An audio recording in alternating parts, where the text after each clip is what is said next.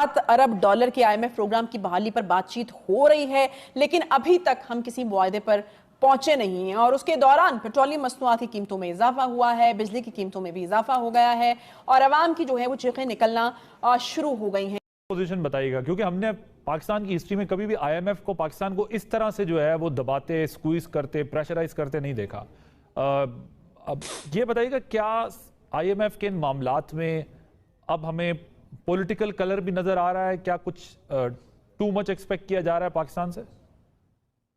की थी पाकिस्तान के न्यूक्लियर प्रोग्राम को कंप्रोमाइज करने की, लेकिन वो हीरोज जिनमें कदीर खान मरहूम शामिल थे।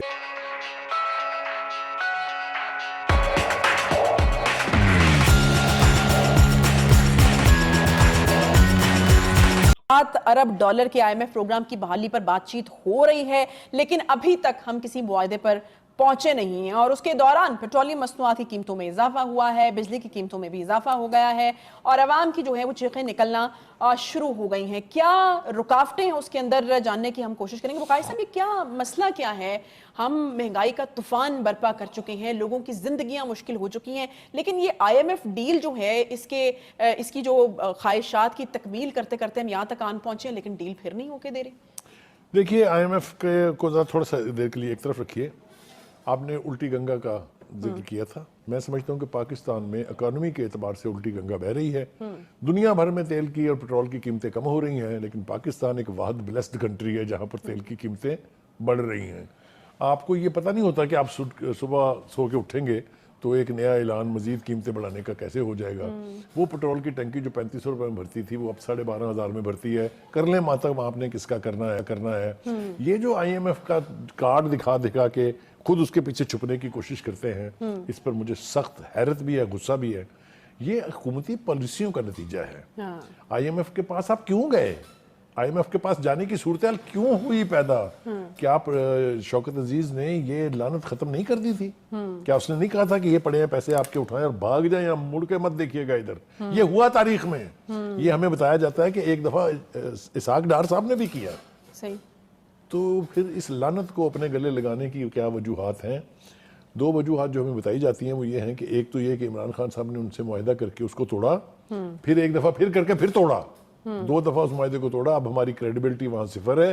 हर चीज के लिए वो गारंटीज मांग रहे हैं। आप मुझे बताइए, कभी ये सुना था आपने पहले कि IMF जो है वो कोई मुआहिदा करने से पहले आपसे ये कहे कि आपके दोस्तों ने जो आपको पैसे देने हैं उनकी जाके लिखवा के लाएं, उनसे पर्चियां लाएं, फिर हम बात करेंगे? ऐसा करना जो है ये गुलामी से बदतर है।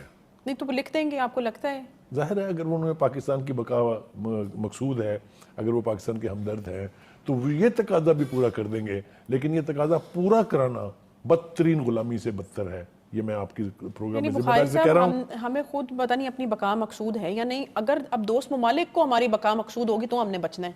ये एक कितनी खौफनाक बात है। एक दूसरी बात, और जो उन प्रोपेगेंडिस्ट को, उन सोशल मीडिया हैंडलर पर मैं 1000 बार लानत भेजता हूँ जो ये कहते हैं कि पाकिस्तान अपना न्यूक्लियर प्रोग्राम बेच रहा है। आपको याद होगा जब इंटरनेशनल एटॉमिक एनर्जी एजेंसी के एक साहब तशरीफ लाए थे यहाँ, जो कि हर साल वो आते हैं देखने के लिए कि सेफ गार्ड्स की क्या सूरत हाल है, इसका जो है सिविलियन इस्तेमाल किस हद तक बढ़ गया है। जब वो आए थे तो PTI के मीडिया हैंडलर ने कहा कि ये पाकिस्तान का न्यूक्लियर प्रोग्राम बेचने लगे हैं। आपने भी सुना था, मैं कोई हवा में बात तो नहीं कर रहा ना। और आज मेरे ख्याल से जो सबसे बेहतर काम किया है इसहाक डार साहब ने, वो एक कॉन्फ्रेंस से खिताब कर रहे थे और उसमें उन्होंने कहा कि न्यूक्लियर प्रोग्राम या मिसाइल प्रोग्राम पर कोई समझौता करने का तसव्वुर भी नहीं कर सकता। मैंने चूंकि एक एडिटर की हैसियत से 3 मरतबा जो हाईएस्ट लेवल की ब्रीफिंग्स होती हैं वो कमांड एंड कंट्रोल अथॉरिटी में उसमें शिरकत की है। पाकिस्तान के न्यूक्लियर प्रोग्राम के बारे में IAEA का 3 दफा ये डिक्लेरेशन है कि जो दुनिया के सेफ गार्ड्स हैं उससे भी ज्यादा महफूज है पाकिस्तान का न्यूक्लियर प्रोग्राम। ये रिकॉर्ड पे कह रहा हूँ, जिम्मेदारी से कह रहा हूँ। सही। दूसरी बात ये कि इसके कोड्स, इसकी डेस्टिनेशंस कहाँ हैं, ये किसी एक शख्स को इल्म ही नहीं है, वरना तो पता नहीं हमारे सियासतदान क्या से क्या करूँ। न्यूक्लियर प्रोग्राम इसलिए महफूज है कि ये अल्टीमेटली फौज के कंट्रोल में, कहने दें मुझे जिम्मेदारी से, ये अगर सिविलियन के हाथ में होता तो पता नहीं क्या से क्या होता। میں مثالیں دے سکتا ہوں لیکن چونکہ کچھ ذاتیں اس دنیا میں اس وقت موجود نہیں ہیں اس لیے میں ان کے اوپر بہتان تراشی کرنا نہیں چاہتا ہوں. یہ الزامات جو ہیں پروون ہے.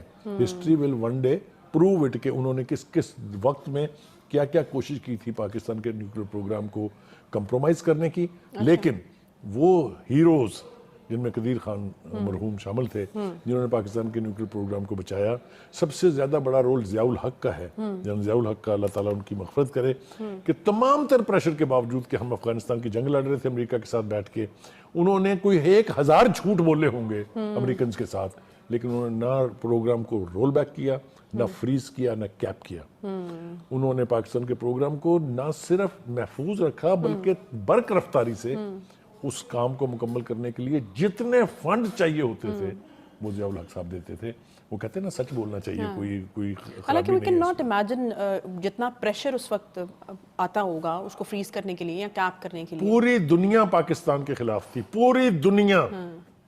میں نام لینا نہیں چاہتا ہوں سوائے ان چند اسلامی ممالک کے جس کے لیڈر جو ہے سیکنڈ اسلامک سمٹ میں 1974 فروری میں پاکستان آئے تھے, جنہوں نے اس کے لیے فنڈنگ کی. ہم ان کے مشکور ہیں. ان کے فنڈز نہ ہوتے اگر تو پاکستان کا نیوکلیر پروگرام کبھی تکمیل تک نہیں پہنچتا.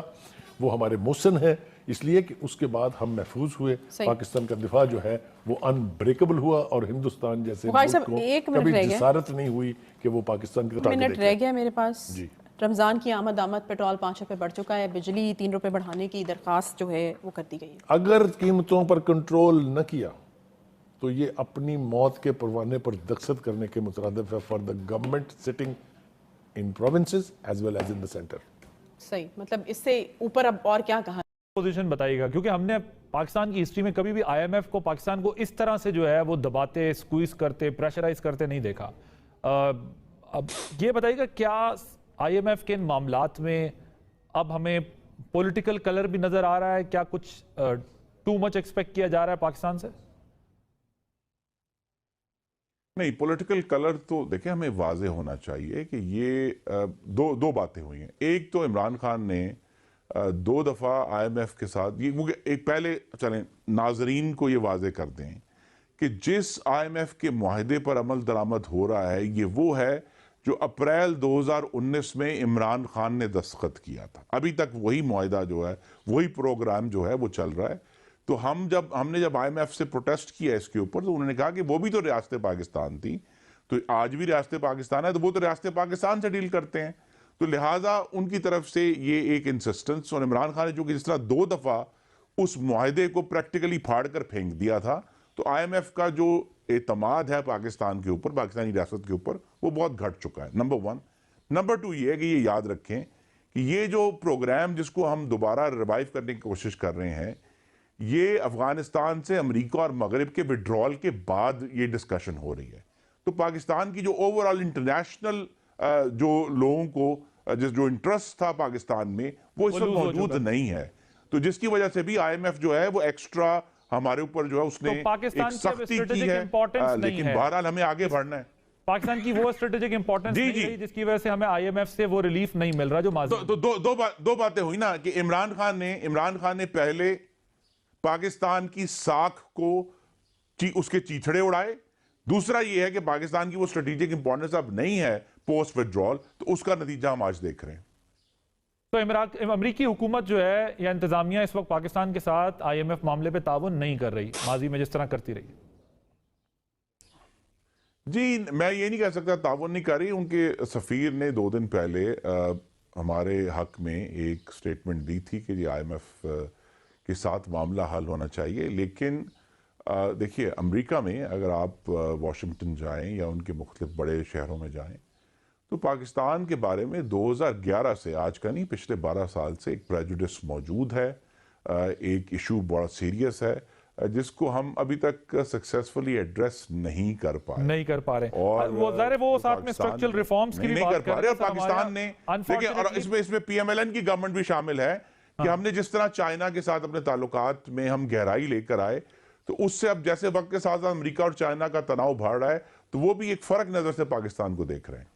رائٹ سر, میں last question, we are running out of time. یہ آج بجلی کی قیمت مزید 3 روپے 23 پیسے کا اضافہ کر دیا ہے, پیٹرول کی پرائس بھی بڑھ گئی ہے, मुस्तकबिल में कहीं ब्रेक लगनी है इन मामलात को, क्योंकि आप लोगों ने इंतखाबात में जाना है और महंगाई जो है वो आसमान से भी आगे निकल गई है। जी, दोनों में ब्रेक लगेगी। तेल की कीमतें पिछले 3-4 दिन से मुस्तकिल गिर रही हैं, तो लिहाजा 1 अप्रैल को ये गिरती हुई कीमतों का जब औसत निकलेगी तो पेट्रोल में तो फौरन रिलीफ आएगा। बिजली की कीमत में इजाफा नहीं है, ये एक सरचार्ज लगाया गया आर्जी तौर पे IMF की डिमांड के ऊपर कि जो हमारे पुराने लोन्स लिए हुए हैं उनके जो इंटरेस्ट चार्जेस हैं वो रिकवर करने